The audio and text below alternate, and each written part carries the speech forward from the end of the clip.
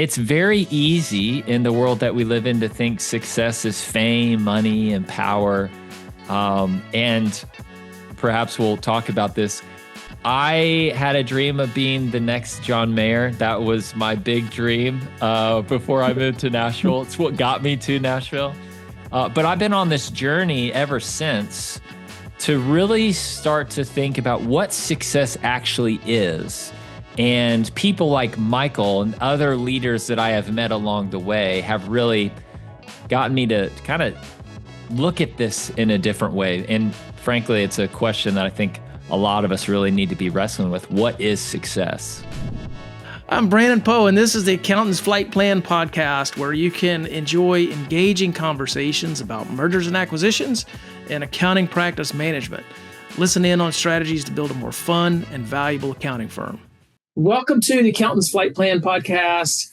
I've got an interesting guest today. He's a little different than, I guess, some of our normal guests, whatever that means. But hear me out. Tim Schurrer is with us today. He's the author of The Secret Society of Success and host of the Build a Winning Team podcast, where he challenges people to consider helping others win as the North Star for how they should live and lead. He's also the CEO of David Novak Leadership, which is a nonprofit that's a private operating foundation whose mission is to make the world a better place by developing better leaders at every stage of life. So David was the CEO of Yum Brands, if I'm not mistaken, right? That's right. Yeah. And if you're not familiar with Yum Brands, that's KFC, Taco Bell, Pizza Hut. And David grew that business from $4 billion to $32 billion and did it by creating a culture of recognition where every employee felt seen and valued for what they contributed. So I love this. This is such cool stuff. Your career is very impressive for a young man like yourself.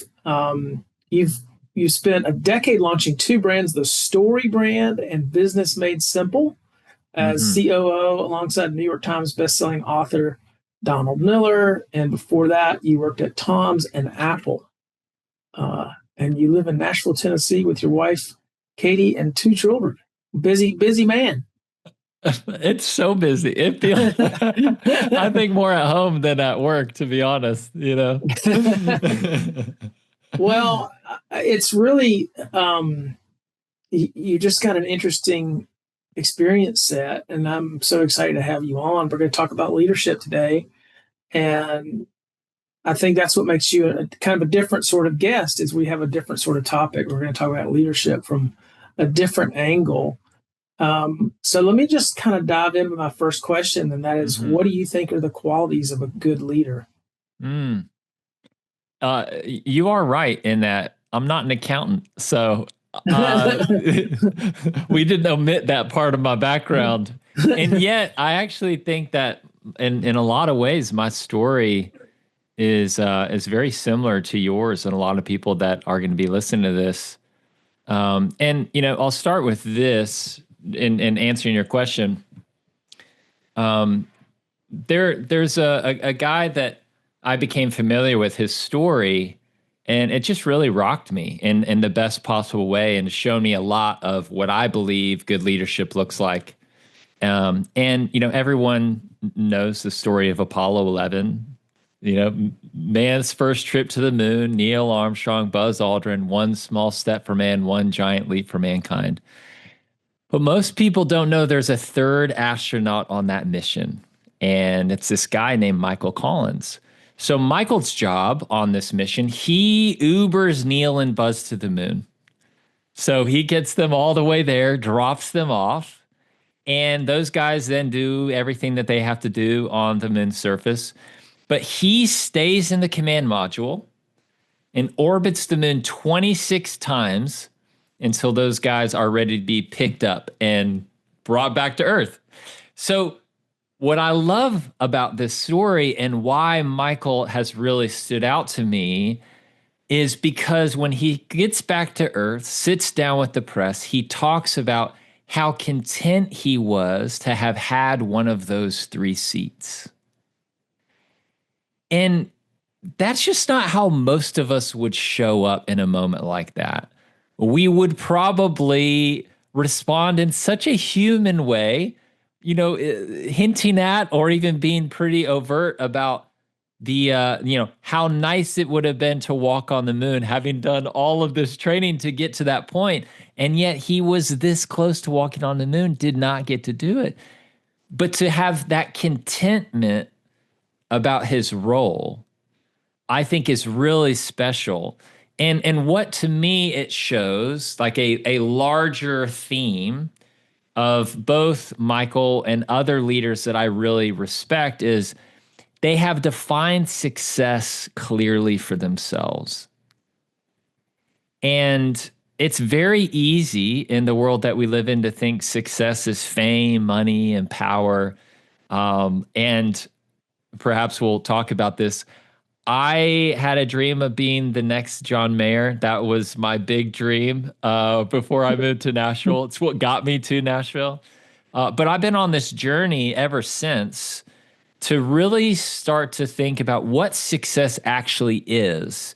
And people like Michael and other leaders that I have met along the way have really gotten me to kind of look at this in a different way. And frankly, it's a question that I think a lot of us really need to be wrestling with. What is success? Yeah, I mean, as you're describing this, I'm like, how do you clearly define what success means to you, and Mm-hmm. you know what what is it that makes a person go off that sort of well-beaten path of like money, power, success in those sort of traditional terms. You know, I guess how do you think about success differently? If I mean, is there a structure for it? Is there a exercise people can take to kind of walk down this path and figure out what success means for them? Do you have any guidance for that around that? Well, a lot of people start asking this question after they've really suffered or struggled because most people aren't really thinking about it. It's subconscious. We know that we're being pressured into some of these things, like your company needs to be X number of dollars in revenue, you need to have this many employees. And we kind of look to our left and our right, and our friends or other people in our industry are kind of doing that, so we then kind of do it. And then we're like, go, go, go, go, go. And then they feel burnt out and they're like, this isn't working. I got to figure it out. And it's like, well, what if you don't have to get to the point of burnout to start asking these questions? Mm. Because there will come a time when you say, when is enough enough? Like, this ain't working.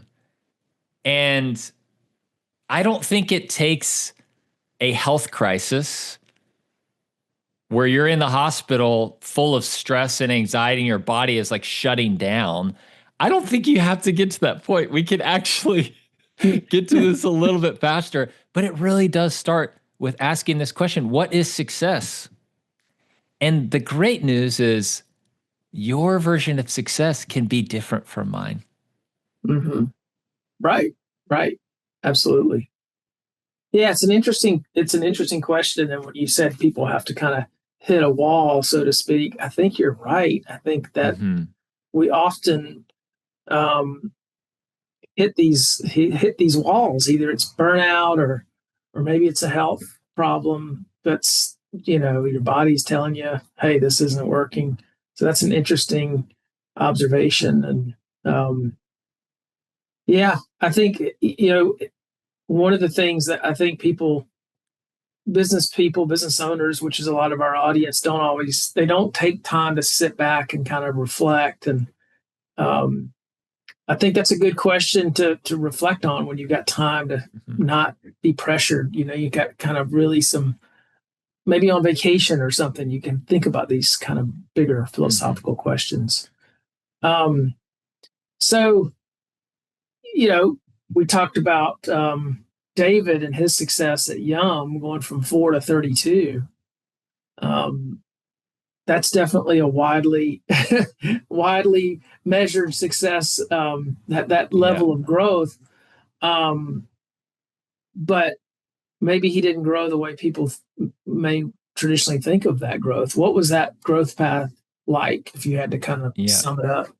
So David was working at Pepsi, and Pepsi decided to spin off these restaurant brands, KFC, Taco Bell, Pizza Hut. And so he's a co-founder in what became Yum Brands. And right at the beginning, they started to ask, what kind of culture do we want to create here? And so David is one of the things that is so great about him is he does what he calls best practice visits. Let's go talk to people who have done what we want to do, have been successful, and then how do we pull their best practices and apply them to our own situation? So they went all over the country and talked to some of the most successful companies. And one of the motivations here is he said, look, we don't want to just get good results one year. Who are the companies that have created dynasties that just have found a way to be successful year after year after year? Let's go meet with them and codify the learnings and then do it here. We want to build a dynasty. And so they met with, at the time, GE's one of the top companies in the world. You've got the Walmart, Southwest Airlines, all, people like that.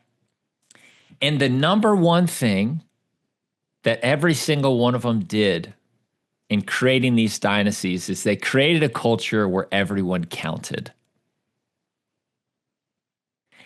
And David had a pretty amazing experience when he was at Pepsi that really shaped his thinking around some of this, really seeing every person's contribution, valuing people. How do you recognize the people in your organization? That was something that he really drove home. And so this is something that he made the number one behavior in building the culture at Yum was recognition, recognizing every person's contribution. And so David knows, and everyone listening to this knows, leaders cast a shadow. People do what the leader does.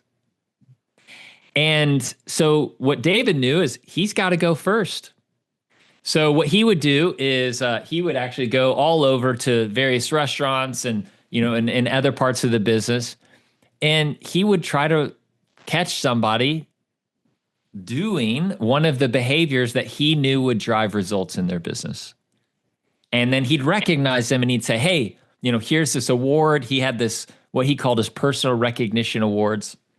When he was at KFC, he did a floppy chicken. When he was at Pizza Hut, he had a cheese head. So he was giving out these awards, and he'd always make it fun. He'd sign it and let them know kind of what it was about them, like sign a really nice note on these things.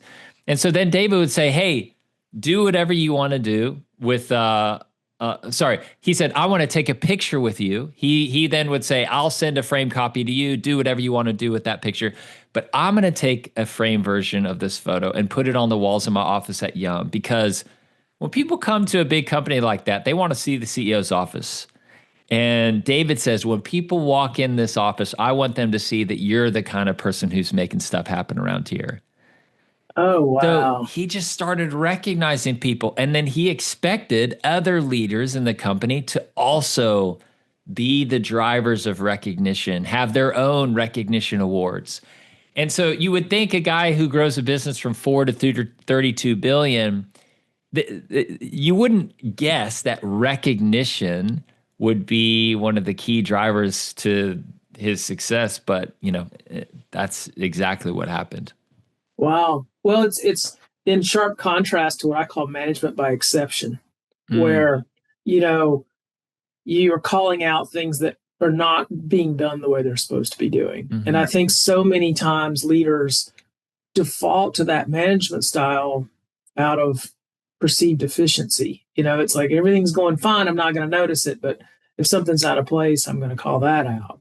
Mm-hmm. Whereas what he has done is create more of that positive reinforcement loop, which it's funny because when my children were little, I had 2 boys and a daughter, and one of the kids was, let's say, he was a little bit difficult. There's always that one if you got a few children, and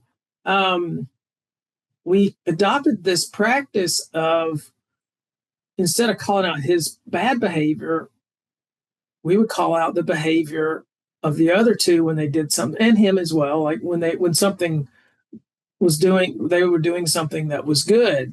And man, it just really did. We saw it in our children, how that impacted their desire to like step up and be better. It worked. It worked Mm-hmm. on a family level. So it's incredible how you put this to practice in a organization as big as a company like Yum. We have a fast-growing CPA firm for sale based in South Carolina. The owner is willing to stay on for 10 plus years to run and grow the firm, which services high net worth clients. The asking price is $10 million and the listing ID is SC2038. Visit PoGroupAdvisors.com to learn more. Anytime I'm speaking at an event, I'll often tell this story. And I'm a big fan of hearing something and trying to put it into practice, because so many of us just hear a lot of information. We don't do anything with it. Yeah. So here's something very simple that everybody can do. The next time you have, right, I mean, you could honestly pause this podcast and do this right now. So I always tell people, all right, let's give somebody a shout out. Who is somebody behind the scenes doing something that may otherwise go unnoticed if you don't just take a second to call it out? It could be a text message. It could be a quick little email. Pick up the phone, call somebody. But I'll say, all right, let's grab your phone. Let's give somebody a shout out. I'm going to put 2 minutes on the clock. I'm going to grab my phone and do the exact same thing with you right now. Let's give some people some shout outs. So then we pause. I just have light music playing for 2 minutes. So what you'll find is how easy it is to recognize somebody. And you are going to get a text back, because these words that we say to people about who they are and the value that they bring, it means so much to people. And yet a lot of leaders, they just don't do it. And so that is something that I just think is so easy to do. And I live in Nashville, like I said, and one of my favorite places to watch shows is at the Ryman Auditorium. If anybody's ever been to Nashville, they've had a chance to go to the Ryman. It's amazing. And I was at a show one night where the lead singer was playing guitar, standing in the center of the stage. And 3 or 4 songs later, he moves onto a piano. And it's a few steps back, a little bit deeper on the stage. And what happened in that transition from playing guitar to playing piano is the person running the spotlight lost him. Just everyone in the crowd knew what was going on. There's figure eights happening in the center of the stage. Like everyone's kind of like, all right, something's not going right. And the lead singer calls this person out kind of in a joking way, like, gotta stay with me, bro. And, the show goes on. But I'm sitting there thinking, isn't it interesting if the person running the main spotlight would have been doing their job with excellence, they become invisible. As an accountant, if you are doing your job with excellence, you become invisible. But there is this desire in all of us to feel seen and appreciated and valued. So what do you do on the day when you're not feeling that grateful about your clients? And in fact, they've kind of frustrated you. Maybe something happened where you are having this internal dialogue like, they would be so screwed without me. When you start saying things like that, you are not in a good headspace. Yeah. And so, what do we do about that? And what I have tried to do is, you cannot control somebody else. I mean, I cannot make people recognize me, right? Like if you are demanding attention, I just think that's not us in our healthiest headspace. That's not us at our best. And so what I have tried to do in every culture, every environment that I have been able to lead, been a part of, we try to make recognition, giving people shout outs, a really big part of what we do. And back to the point of like the text message and how easy it is, even though it's so important, most leaders just don't do it. And Yeah. so we can combat this recognition deficit simply by showing up. Us, at least, be change agents, be the people who decide to show up in this way. And while I can't control everybody, I can control whether I have a team of 5 or 50. I can control how I show up for them, helping them feel a little more seen and a little less invisible. I love it. And with the accounting industry right now, there's a big talent shortage. I hear it all the time. And one of the things that I've recognized, and going back to the story of best practices and looking at, I've talked with firms that don't have problems getting talent to come on. They don't have problems keeping people. They don't have a lot of turnover, and they have great cultures. And it would be interesting for me now to go back and say, what are you doing for recognition? I wonder how big of a component that is. Are there some other things that you think leaders do to build a good culture, to make a more collaborative team? Or do you think recognition is like the main thing? If you focus on that, the other things just kind of naturally occur. Yeah.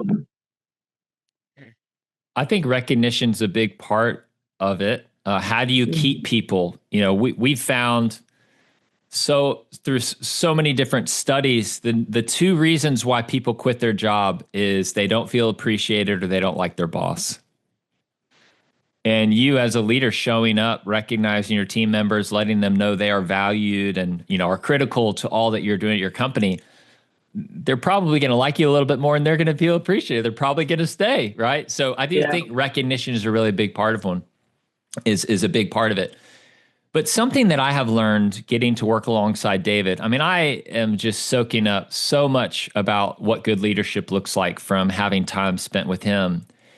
And there is something that he does with me that really makes me love what I do. David always says, when you take the joy of the decision away from somebody, you take the joy of the job away. That's huge. And I think for a lot of leaders, they believe the lie that they have to make every decision.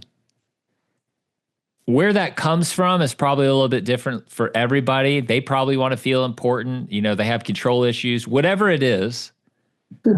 When you take the joy of the decision away from somebody, you take the joy of the job away. So recognition being 1, but 2, look at how you're making decisions as a company. And are you empowering people to take the lead on some of that? But a little caveat to that, David also says empowerment is an earned right.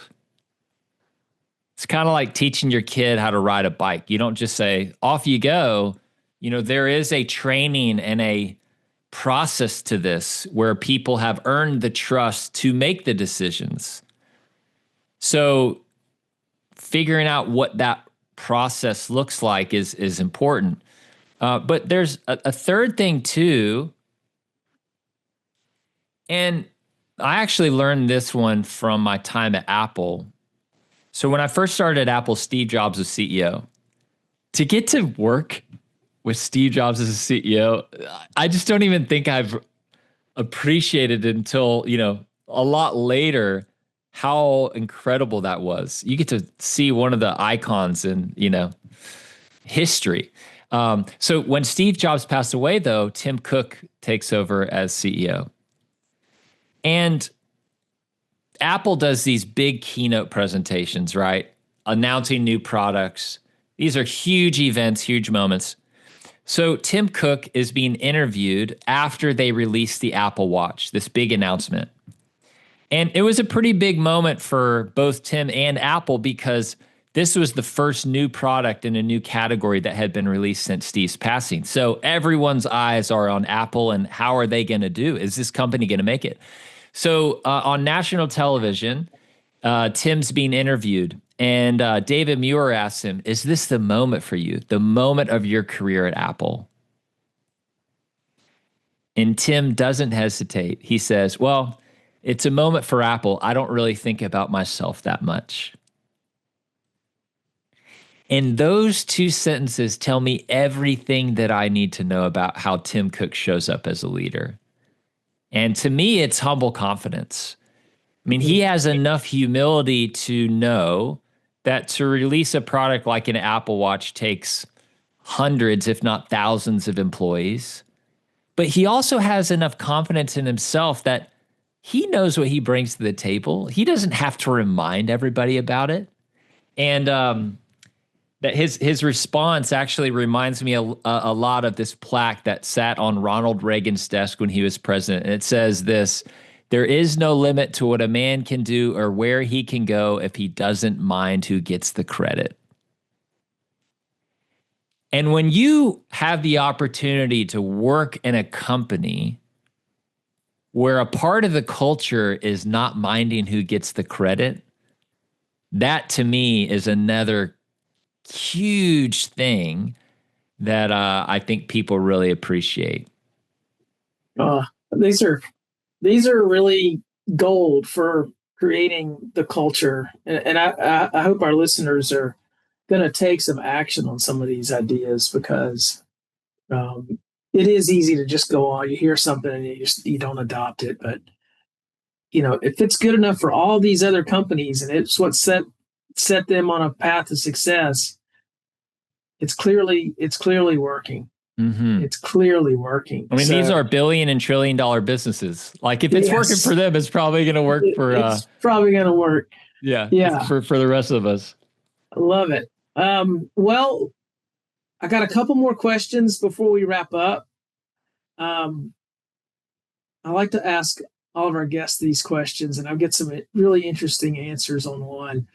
What has been the most memorable or interesting experience of your career? Do you have a career story you can share that's maybe a little funny? Or this one of the more memorable things has been something that I've been doing the last year as like a volunteer, working with Eric Church on a project in Western North Carolina after Hurricane Helene. That area just got completely devastated.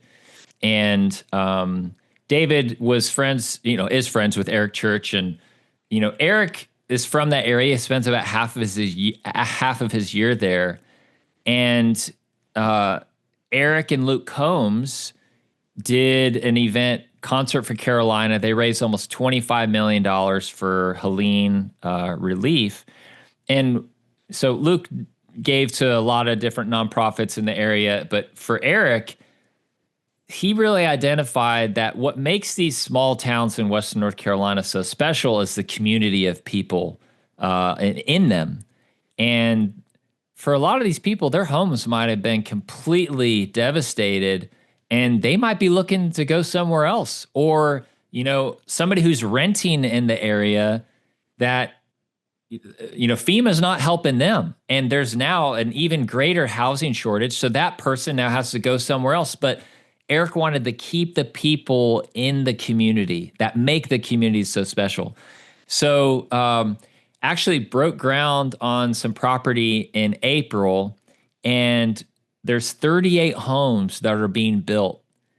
And what Eric's doing is, after these people go through an application process and these families are selected, they're going to live for 10 years rent-free.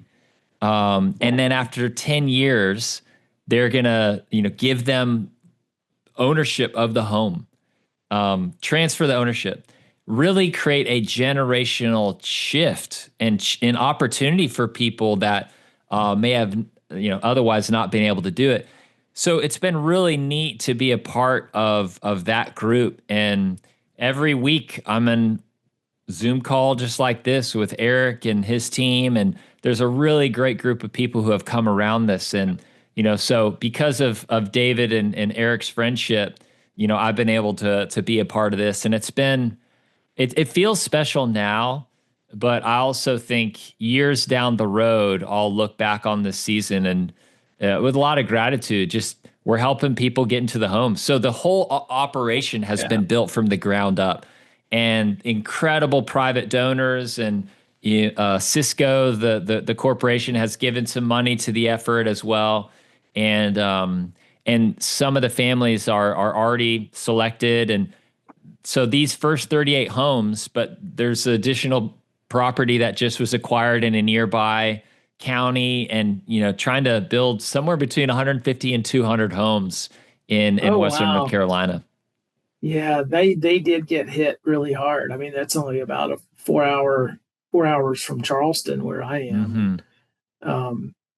Yeah, that was such a weird storm too. Mm-hmm. But what I love about Eric is, and I think that this is important. My book is called The Secret Society of Success: Stop Chasing the Spotlight and Learn to Enjoy Your Work in Life Again.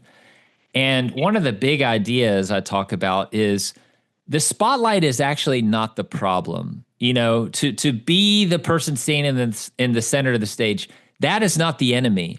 It's more how you show up in your life, like your mindset. Are you somebody who is demanding attention and like, everybody look at me, I want to be in the spotlight? Or are you somebody who's willing to look at success as helping others win? And Eric is another one of those people who is really shaping my view of success, because here's a guy who has millions of fans, and yet he's leveraging his position, his platform, his stage, the spotlight, to help others. Mm-hmm. And then when people see his generosity and the time that he is just giving to help others win, it makes others want to do the same. And so Eric is somebody to me that has a very clear view of what success is. And it's not the fame, the money, the power. Like, he is somebody who shows up kind of with that serve others mentality. So that's been really neat to see and experience up close as well. Yeah. What a great story. All right. Tell us the book again, the title that you just mentioned. The Secret Society of Success. Okay. Do you have another book recommendation as well? Ooh. Did you bring another? Do you know, oh man, I have a lot of, a couple I'll give. There is a book from a guy named John Acuff called Soundtracks. And for all of us, we have these soundtracks playing out in our minds all the time. And John helps people discover, how do you know if it's a broken soundtrack? And then what do you do about it? So replacing these broken soundtracks with better ones I have learned so much from that book.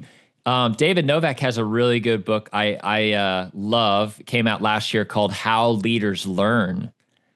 And yes, recognition and all these things that he did at Yum made him really successful. But actually, I think his superpower that people discover from this book is, how do you become a learner?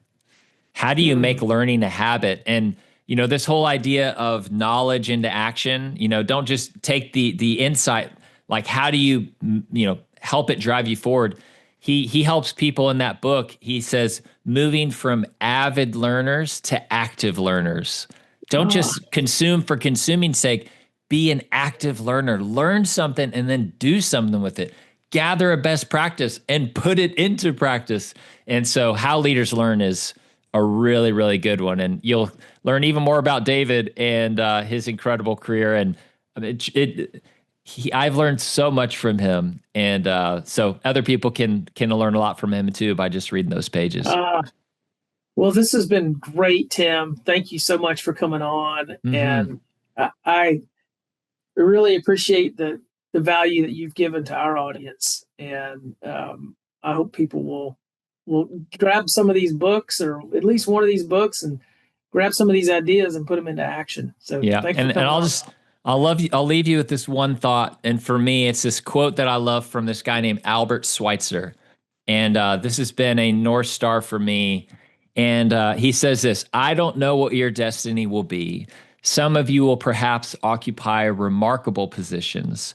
Some of you perhaps will become famous by your pens or as artists, but I know one thing: The only ones among you who will be really happy are those who have sought and found how to serve. And that to me is like what accountants do. They seek to serve. And if we can really look at our lives, be content in the seat that we are in, and look at success as helping others win, to me, that is us on a much better path. Love it. Yeah. And you're right. Accountants are very, very much, there's a lot of servant leaders in the accounting profession for sure, which is wonderful. So thank you so much for having me. I enjoyed it. Thanks for listening to the Accountant's Flight Plan podcast. You can keep the momentum going by subscribing and sharing your thoughts with us. Visit our website at pogroupadvisors.com for more resources, and tune in next time for more exciting conversations like this one. This podcast was produced and edited by Liesl Epps of Poe Group Advisors. Thanks for listening.